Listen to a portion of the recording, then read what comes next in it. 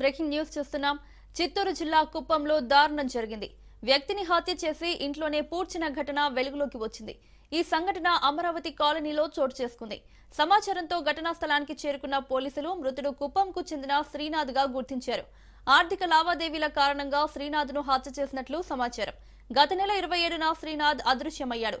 ఆర్థిక లావాదేవీల కారణంగా శ్రీనాథ్ ను రామకుప్పం మండల మద్దనపల్లికి చెందిన ప్రభాకర్ హత్య చేసినట్లుగా పోలీసులు అనుమానం వ్యక్తం చేస్తున్నారు.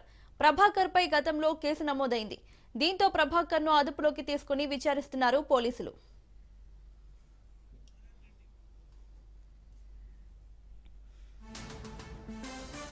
ఇదే అంశానికి సంబంధించి మరిన్ని అప్డేట్స్ మా ప్రతినిధి నారాయణ రెడ్డి అందిస్తారు. నారాయణ రెడ్డి. యస్మోనిక, చిత్తూరు జిల్లా కుప్పం మున్సిపాలిటీ పరిధిలో దారుణమైన ఘటన వెలుగు చూసింది.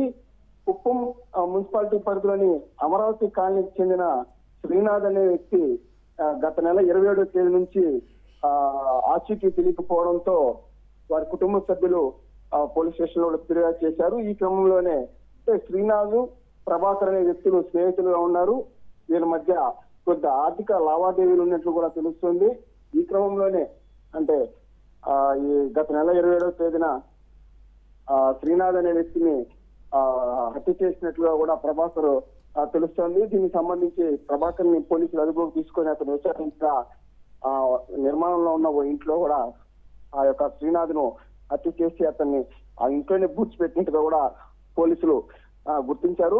దీనికి సంబంధించి ఈ రోజు ఉదయం నుంచి డాగ్ స్క్వాడ్ అలాగే క్రూజ్ టీమ్ కూడా రప్పించి వారి ఆధ్వర్యంలో కూడా ఆ యొక్క పూడ్చిపెట్టిన శవాన్ని కూడా వెలికి తీసే ప్రయత్నాలు జరుగుతున్నాయి. ఇప్పుడు కూడా జరుగుతున్నాయి. దానికి సంబంధించి ఆ యొక్క మృతదేహాన్ని వెలికి తీసే కార్యక్రమం జరుగుతుంది.